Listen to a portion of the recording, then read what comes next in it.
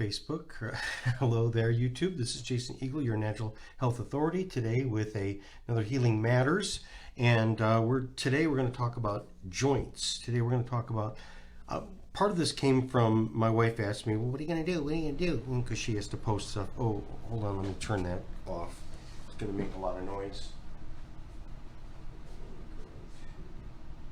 That, my wife had said, well, what are you going to do the show about? And I thought about, well, what have I seen a lot lately? And I've seen a lot of joint problems, and mostly like the trauma stuff. But again, this show gets into what's on the surface and on the middle, and then what's underneath. And so I've been seeing a lot of people, and I've been working on a lot of joint problems.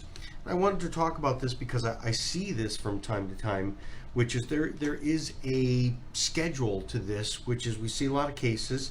I see a lot of cases in the springtime, and those would be, like I would say, the weekend warrior type of thing, which is they've been cooped up for wintertime, and they decide, I'm going to go out and run, and they first time they run, they pop a knee, or they fall, or they stretch a tendon, they do a hamstring, they do a foot tendon type of stuff. Now they're injured, and now we have problems, back problems. They slip a disc, they kind of pop an elbow, or they have a shoulder that goes out of place. These are, again, when people are doing something for the first time after being cooped up in the wintertime, they think I can do it, and they overdo it. The other time that I see is there's wintertime, and that would be people falling on the ice, and everything from, let's say, they popped an elbow to the shoulder to their knee, or they twisted it, or something like that. And then also shoveling. I see a lot of type of shoveling type of stuff where people are going to go out and, that's when the rotator cuff, we see a lot of rotator cuff, we see a lot of blown knees and stuff like that. And then the other thing too is that we see is that there's, what I've noticed, there's another thing in joints, which is, this goes more to the chronic stuff. That's going to be trauma-based type of stuff, which is also related to a underlying condition of chronic stuff too, because a lot of times a fall or an overuse that you did before, it never became an overuse because you were younger. And so is it just the age, or is it the suppleness of a joint? And then the other thing about joints is you get also the old timers that are and you can be a young person and have an old timer. I broke that knee, or I dislocated that finger, or that shoulder, and now that, the Far Side did the funny cartoon about that, which is, the one guy's his hand's blown up, and he's like, oh, there's a nor'easter coming, and the other guy's knee is, huge, and it feels like it's going to rain. And when people go, my knee flares up when I have weather changes, and also in certain times of years. That's what's called barometric pressure and atmospheric pressure. And the old timer is not crazy, which means if you really understand what's happening through pressures and the tide goes up and the tide goes down because of the moon, and because of also certain times of years where you get, mean tides and wane tides and stuff like that, where it's really big, and we're meaning the pressure is pulling up on you a lot. And then there's times when the pressure is really heavy and it's squeezing you a lot. So when we get into, some people can also notice these flare-ups with just storms.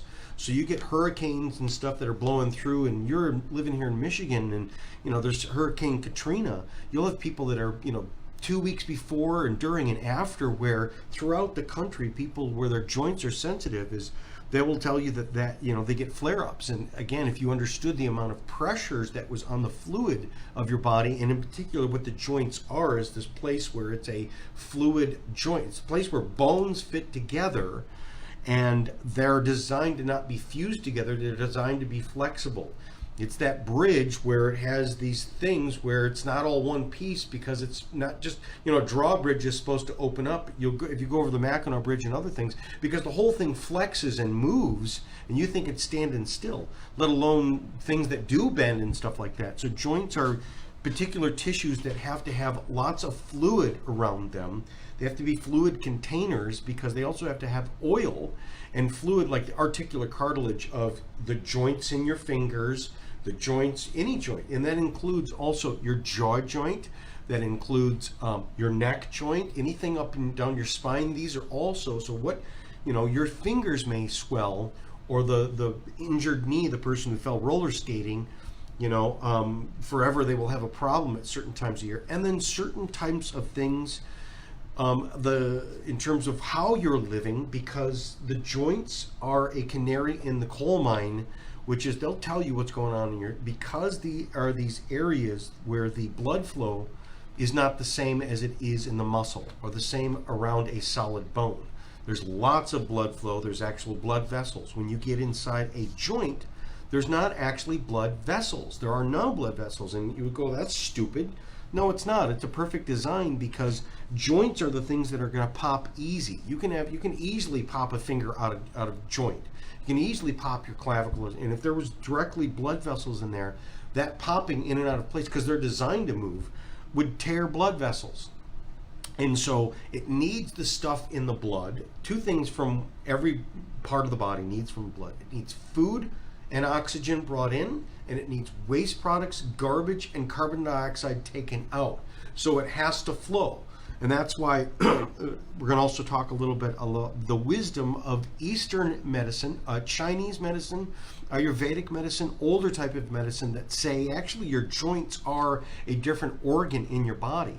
They are maintained by an organ, and they are a different organ, and they are a canary in the coal mine, but you're having problems with your filter organs. You're having problems with the number one, which would be liver. In Oriental medicine, liver meridian controls the joints and ligaments of the body. Therefore, the liver toxicity or stagnation can create weak or painful joints. The other organ that would also be, and so anytime the liver is the gallbladder, so liver, gallbladder, but also the kidneys, because the kidneys are filters. And when you get people that has these joints that all grow together from, let's say, arthritis, that are literally depositing minerals, meaning they start to grow into stalactites, and either they rot away or they become all big and hard and almost kind of like rock candy where they all fuse together. Well, those minerals, either because too many minerals are being leached out, which has to go through the kidneys, and when your body breaks down minerals to use them, it will use them, but it will always have waste products from them. It will always have shells. You will always have egg shells when you break some eggs. To make an omelet, you got to break some eggs. Well, now you got a bunch of eggshells that you have to find something to do with. And what they will do is they will start to conglomerate, and this is what's called deposition. Deposition, those deposits can be in the joints, but these deposits can also be in the carotid artery, in the jugular, around, stuck in the brain. So this is Alzheimer's, this is heart disease, this is heart attack. They can calcify around the heart and the arteries and stuff like that. Well, and then also deposit in the joint. So let me get to it and let's break this down, which is one level, which is when you're dealing with traumatic injuries. And I'm going to talk about that first because I've been seeing a lot of that. But when I'm dealing with the traumatic, a person who fell and twisted their ankle, and it's not to the point of where they have to have surgery. I've had people who've had bad shoulders, rotator cuff type of stuff, where they were, oh, there it goes, the air went off, where they were supposed to have surgery. They went into the doctor, so yeah, we have to do that. And they didn't want to do it. And they came to see me and they said, what can you do? And probably about, let's say 70% of people who come with that perspective, 70% of them, I can accomplish that through the body work, but also through all of this other stuff. So through the massage, the stretching, the deep tissue, the neurologically reconnecting it, you can get things to grow back. Now, if it's a complete tear, right? If you really, had ACL, then you got to get an ACL reconstruction and stuff like that. But then after the surgery is done, then you still have to carry the waste products out and heal it, speed up the healing and all this stuff. So I can help either way. But what I'm saying is my type of work has actually helped with the real traumatic stuff in terms of being able to non-invasively repair and heal and keep that joint and regrow it back.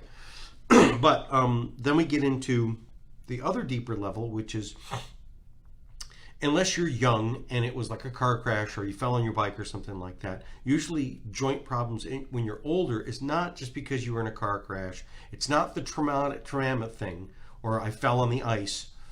It's because you broke down, you had a whole bunch of disease process going, and you had weak, messed up joints, dirty joints. And so that's the difference between acute and chronic.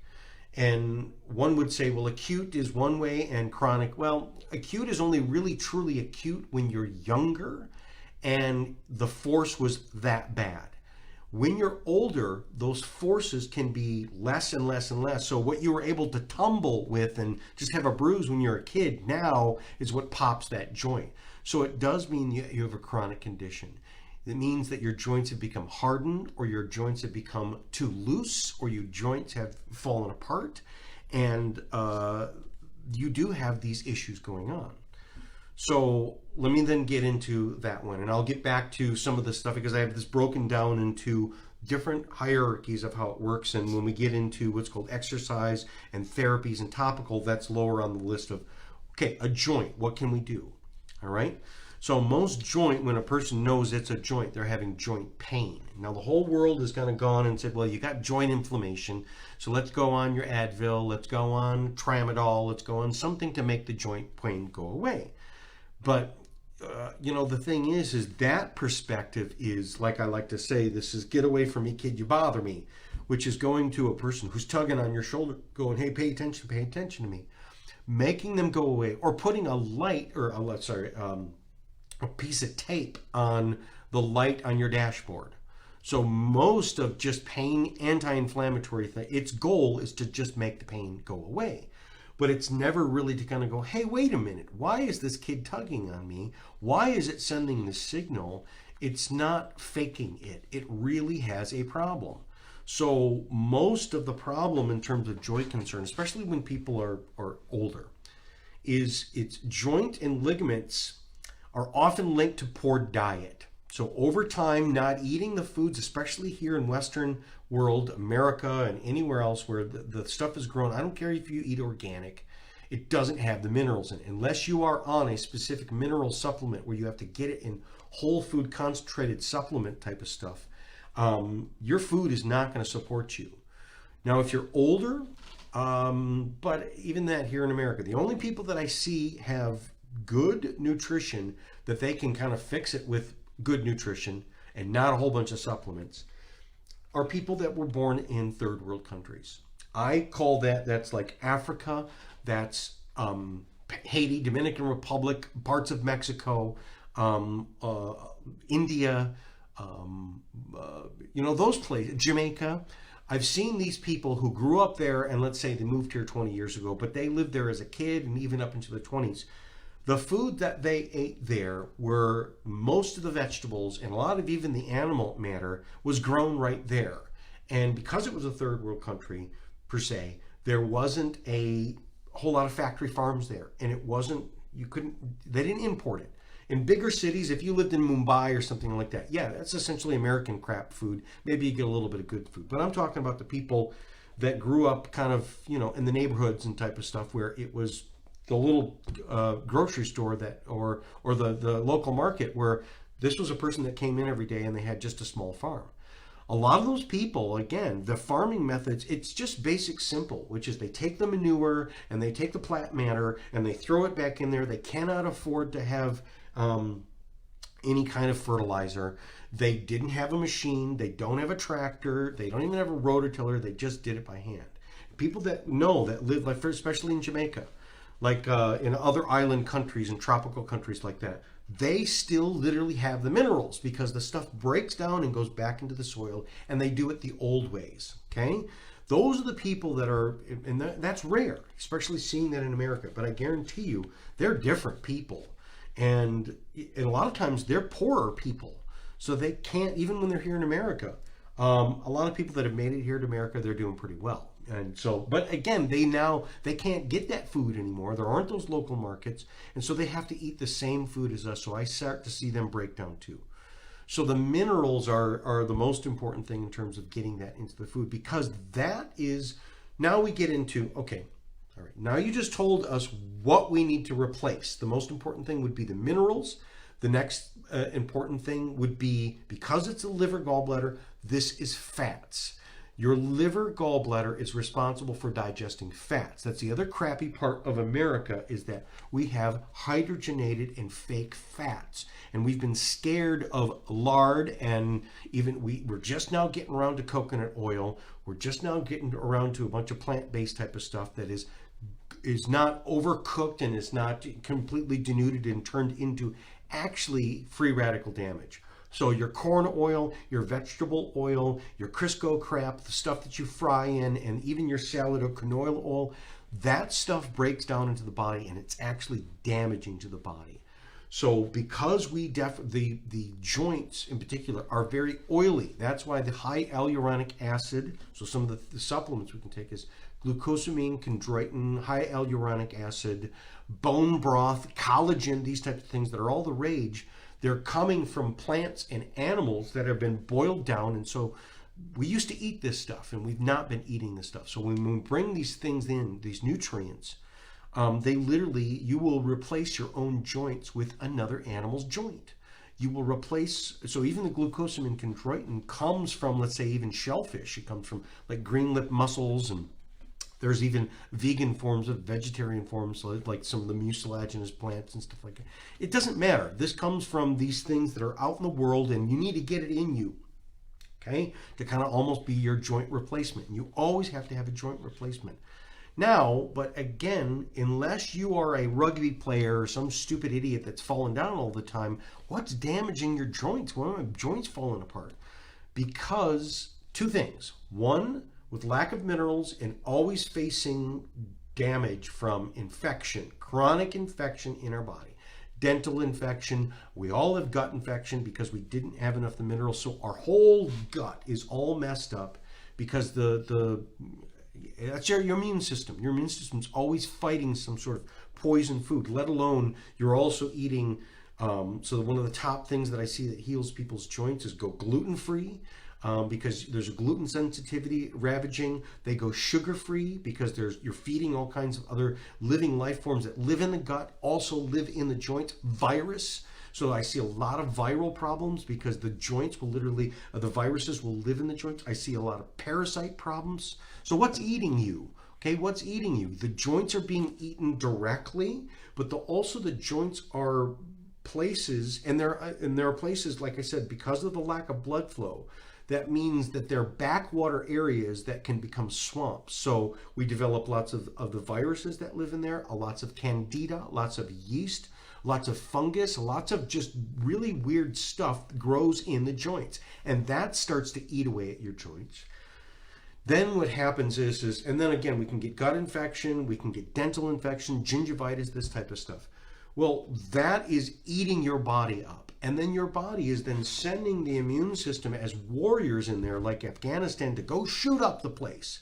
So your immune system is going bop, bop, bop, bop, bop, and attacking these things that are hiding in the joints and hiding in your body, thereby creating lots of dead bodies as well as which we would call metabolic waste, poisons, but also lots of broken up minerals that are basically building parts. You're shooting up the building, and so that has to go somewhere. Like your gas, in your engine, it has a fuel filter, because sometimes there's some junk in the stuff that you pour it in, especially, your car. If you go out, like they used to say, if you see the truck filling up the gas that day, don't go to that gas station, because it's stirring up the pot, and you're going to get water, and you're going to get dirt, and you're going to get all kinds of other things. And a lot of people have known, like, my car goes put, put, put, and it really breaks down because it fills up with sludge that was supposed to be taken out by your filter. But if your filter is really bogged down, eventually your filter will clog. And so, like, running an engine, why is your car stopped? Because it can't get fuel or it can't get waste products out, meaning now the air filter is clogged. That would be the same thing as the kidneys and the liver. It bogs down with you're adding too much to it. Well, where's this too much coming from? It's coming from all of the breakdown of, number one, the infection that's, I like to say it like this, is if we have, one of the top deep number one things of chronic joint stuff, older joint, is definitely you have lots of buildup of stuff because there's been a war going on you. And I like to say it like this. Number one, if we talk about infection, think about it this. Like, you live in a house, let's say you live in a little neighborhood house with a picket fence and a nice backyard, okay, and then an alley between you and your neighbor, okay. Well, what happens is what happens if your lights go out, right? And then at nighttime, there's nobody protecting you. And what happens is eventually you'll have the bums. You'll have squatters will come and live in your backyard. And then they'll start making a bunch of junk, pooping in the backyard, leaving their garbage, and now you got to clean up. So that's one source of mess that's clogging up the kidneys when we're talking about infection. But now what happens is your body's immune system knows that. And so let's say the owner of the house goes out and fights with them and kicks them out and then let's say kills a bunch of them, but just leaves their dead bodies there. Now that's going to stick up the joint, and then the lights are still off, so then more movement. So it just becomes, I'm using this analogy, which is that's what's happening to our joints, is because of something going on inside our body that we're feeding and we're not managing it well. We're not managing it well. So that's why it's related to the low minerals, because the body's immune system is using the minerals, including the joints, because our joints are hardened areas, especially around the fingers and stuff like that. They're really dense.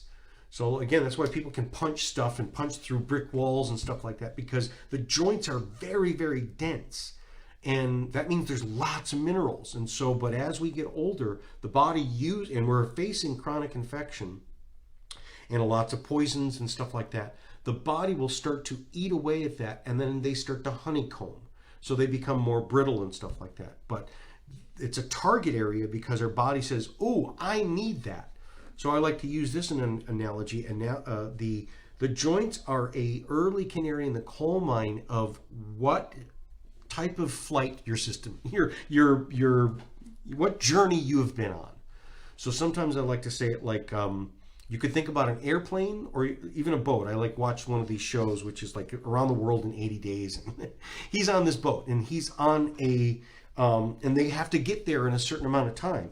And so it's planes, trains, automobiles, and steamships. And one of the journeys is he had to take a steamship, which is, it had a furnace that had coal in it or wood, and that run a paddle wheel. And they were like, let's go as fast as we can. I got to get there faster. Well, if you run this engine this fast, we're going to run out of the fuel. Okay, so let's start tearing the ship apart. Or let's say another analogy, which is if you're in an emergency and you're losing altitude in your airplane, let's just start throwing stuff out, right? We need to lighten the load. So the joints being destroyed by infection is because it's using it for a fuel and it's also using it to throw stuff out. So, so the reason why it's happening in a joint as a chronic condition is something's going on that you don't know. So what's causing the body to have to run so fast? It's because it's facing an attack. It's an attack in the guts, it's an attack in the joints alone, and it's also an attack that's not supplied well. Like if you're in a war and you have supply lines, meaning keep bringing in gasoline, keep bringing in boots, keep bringing in more ammo and stuff like that. Well, if the supply lines are cut, you're going to start cannibalizing your camp in order to keep the fight going, right?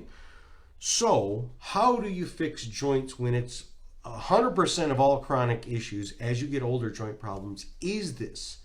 You check it off the list of who could it be? Number one, starve them, and number two, fight the fight and repair, okay? So filters, the very first thing is clean the filters out. This is the kidney, this is the liver.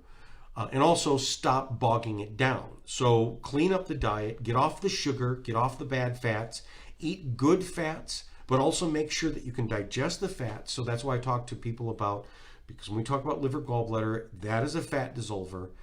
Your gallbladder is what dissolves fats. It's soap, okay? And when the soap dispenser gets clogged, you have to unclog it. But you don't have time to unclog it. You need fat today. So what you do is you take limonene, this little orange oil, and it's 2 to 3 drops in a glass of water. And anytime you eat any food that has any fat in it whatsoever, you drink it with that. And then also I tell people to take lecithin, which is a powder. You put it in a smoothie and drink 1 or 2 smoothies a day with some lecithin. That gets through your system, which then makes sure that your digestive tract is able to break down any fat and turn it from a big glob that's just passing through you and not going into your joints and not replacing the oils in your joints. But when you do it with the limonene, when your gallbladder does what it's supposed to, but you don't have time to fix it. So what you do is you just fix the food. And then you eat good fat. So eat higher levels of coconut oil, DHA, the fish fat, these other types of things, these good oils, even I like the grass-fed butter. There's an argument about unsaturated and saturated and blah, blah, blah. Okay, you need it all. The problem is when they test people that even the saturated or whatever, the bad fat is bad for you, it's because they can't digest fat. And so they haven't even considered the gallbladder. They just kind of look at the blood and they say, oh, you got too many of these particles. They have no idea in terms of why it's even triglycerides. You need triglycerides, but the breakdown is not necessarily even in the fat. It's the dissolving of the fat. So, and then the other thing is sugar. Sugar feeds these things. So eliminate as much of the sugar. Don't eat the sugar. Don't eat cakes and cookies and stuff like that. And even try to cut the fruit out until after 3 p.m.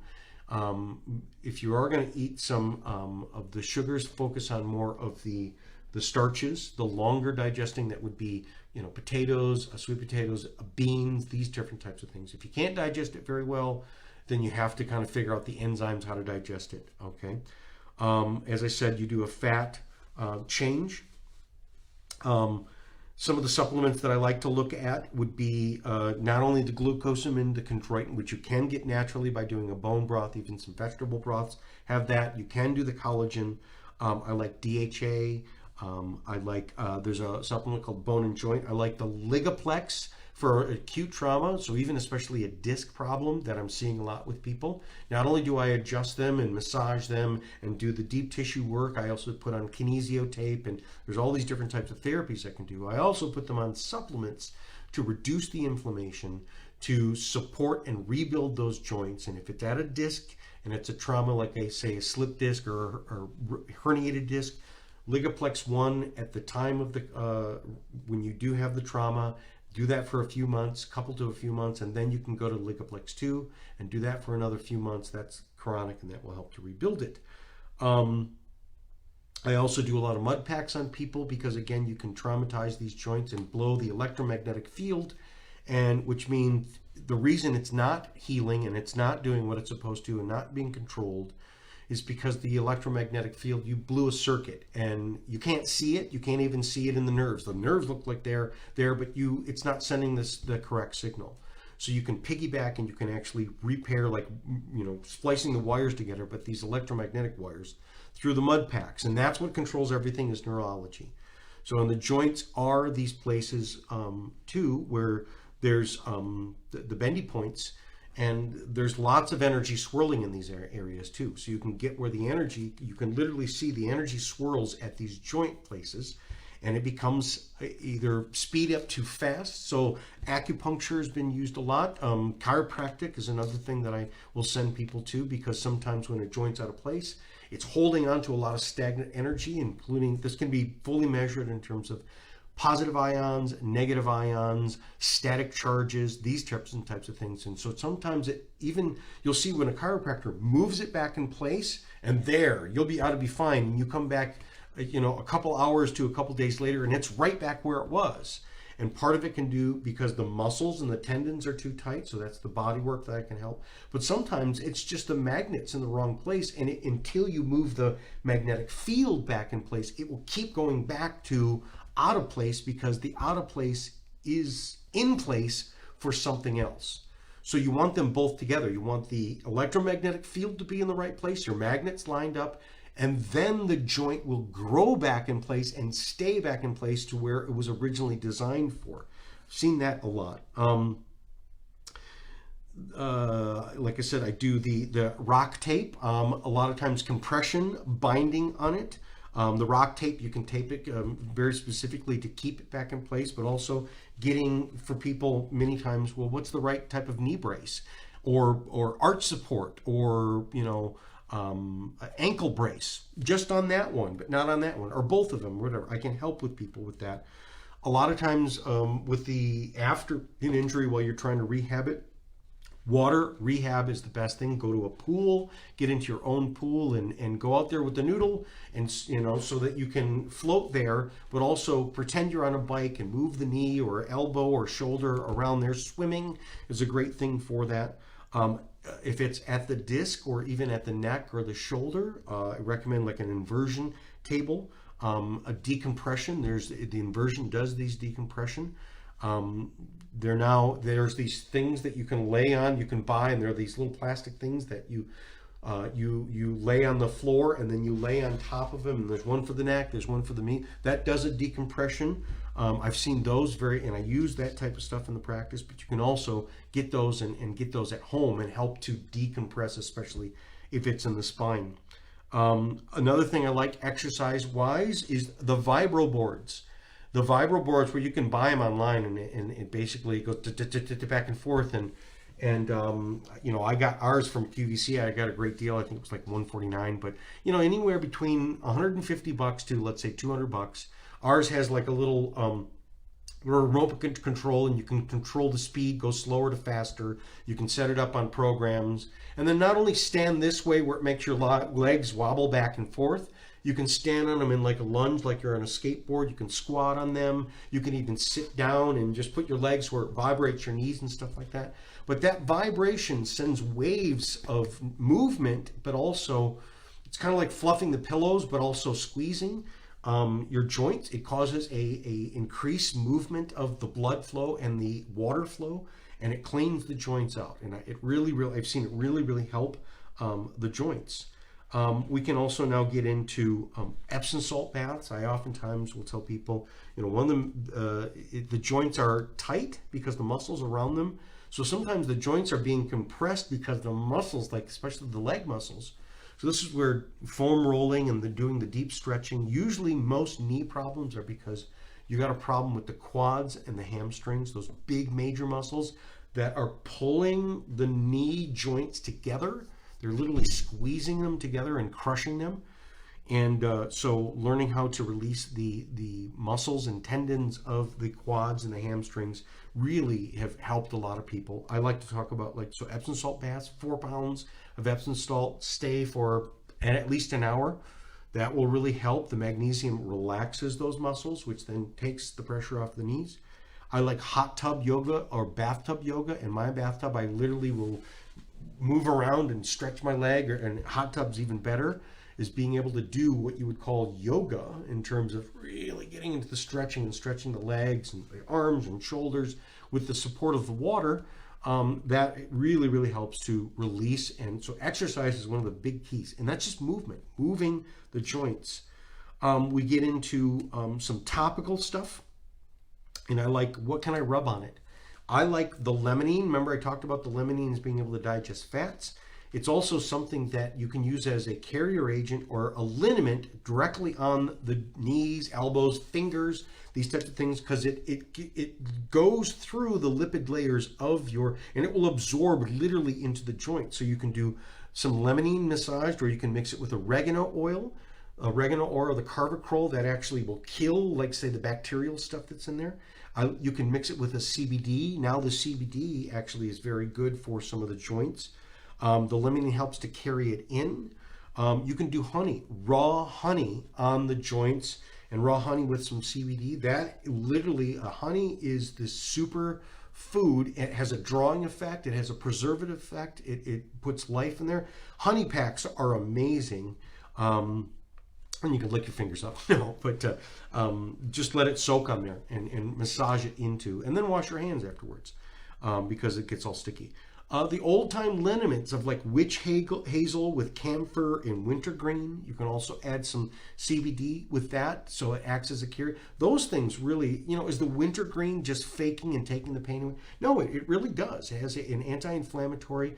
Camphor and wintergreen also kill some of the bacteria and things and viruses that might be living in there. You see some of these like clay packs, the mud packs, or even like the Chinese type of little wrap things, like they make them out of bamboo or they make them out of mud. Those foot pads, but they also make them where you can put them on, let's say, the neck. What would be like what's called the salon pas.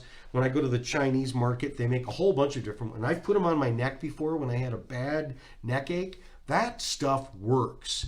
And you can smell it's got all these different herbs. Don't worry about it being too toxic and stuff like that. A lot of them actually have what's called a bamboo charcoal in them, and that is a drawing effect. The charcoal, or the activated charcoal, which is, when a person drinks too much alcohol, they force it, and the clay, or not the clay, but the charcoal absorbs toxins. So that can be done internally. It can also be done externally, and because again, the joints are dirty.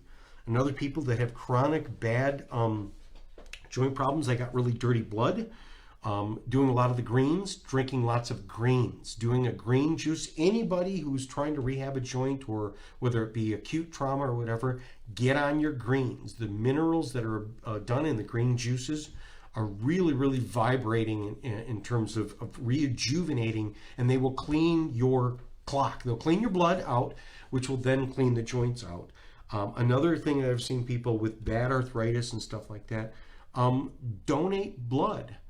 Clean the blood out by donating. Now, don't do a plasma, which is where they say they'll take the plasma out and then put the rest of the stuff back in you. Don't do that. Just have them take out a couple pints of blood, because that will force your body to actually, now, especially when you're eating good and doing your minerals and taking your supplements and your green juices, what will happen is your body will need to make new blood, and it will make it from very clean stuff. So the chlorophyll that's in the green juices chlorophyll is identical to blood. It's just the difference between, your blood is hemoglobin, which is hema, and that is Fe, so it has ferric, has iron, so iron makes your blood red, whereas chlorophyll, Cl, actually makes it green, and they're identical, and the green is like a copper fractionation. And so they're very, very close, just one mineral different, but so the green blood, which is the green chlorophyll is the blood from plants, can literally turn into human blood. And so you actually will make very good clean blood, okay? Castor oil packs, you can do castor oil packs directly on a knee, but also castor oil packs on the detox organs. So that would be on your back where the kidneys are, that would be underneath your right rib cage where your liver gallbladder were, and that would be on the abdomen, clean the guts out. I've seen a lot of people's joints get better by cleaning their colon out, by doing enemas. Coffee enemas for the liver gallbladder is very good. Even just colonics, getting your guts cleaned out, taking the cleanse blend, the psyllium type of stuff to clean your guts out. I've seen that help a lot. The abdominal massage, where I did my last video or one of them, on the Zabludowski abdominal massage, which then combined that with some detox therapies will clean your body out. And I've seen people go, wow, after we did that, a couple weeks later, my joints, my any of the joint you can think about, back joints, finger joints, elbow, shoulder, knees, ankles, feet, all of these things, your bendy parts, okay? I've seen things really, really change with that. You can also do contrast therapy, which is using cold to shrink and heat to expand. So literally you can squeeze your joints. So massaging a joint is really good, keeping a kinesio tape on it, compression, and then taking it off. But the cold itself, I've had people that have had really bad ankles or whatever, get a 5-gallon, deep Home Depot bucket, one of those orange deep, and fill it with water and some ice, and make ice water. And you can do an elbow in that thing, you can do a wrist, you can do your hands, and you put it in there for a couple minutes, and then take them out, and then put them in warm water, and then cold water, and then warm water. And what that does is the cold shrinks, anti-inflammatory, and compresses the joints, and then the warm sends blood flow into it, and so you're literally fanning. So I like to think about it this way, it's just like your joints are dirty. So let's say you burn something in the kitchen. What's the best way to clean? Open up the windows and then stand there with the door and fan it open and close. And what that will do is that will start to pull fresh air in and start to pull the smoke out. That's what this contrast therapy of cold, hot, especially on joints, will really clean the joints out. Then there's some other things that I found, like for instance, a person that had a really bad knee. This is like they fell down and they really hurt their knee. And it's not dislocated, but it's really, really big and swollen. They've done their ice, so definitely put ice to reduce the swelling. But let's say it's got a bruise in there or something like that. You get cheesecloth, and these are these old-timey things, but they really work. And you chop up onions and make a cheesecloth bag and wrap it around the joint. I've seen you can do that and wrap it around your throat. They've done that when a person gets a flu or a person gets the cold. The alicidin is anti-infective, but it's also a blood thinner and it has a drawing effect. So packed around a knee, it literally will clean a knee out and also reduce lots of inflammation, increase the healing process. Another same pack you can do with that is cabbage. Basically take cabbage and cut it up like you would make coleslaw. Put it in a cheesecloth, make it into like a bag and wrap it around that joint and let it sit there for a couple hours. That has a great drawing effect. You can also do seaweed. I've done where you, not the dry seaweed, but you take, like go to the Chinese market and buy seaweed, especially kelp in bulk, and then soak that in some water, then put that, squeeze most of the water out, put that in a cheesecloth, then wrap that around a joint. Or I've taken that as a bath. You can put a bunch of seaweed in the bath and soak in that. And like a salt bath, the seaweed has all of these great sea-derived chemicals, and it has a giving you minerals, but it also pulls stuff out.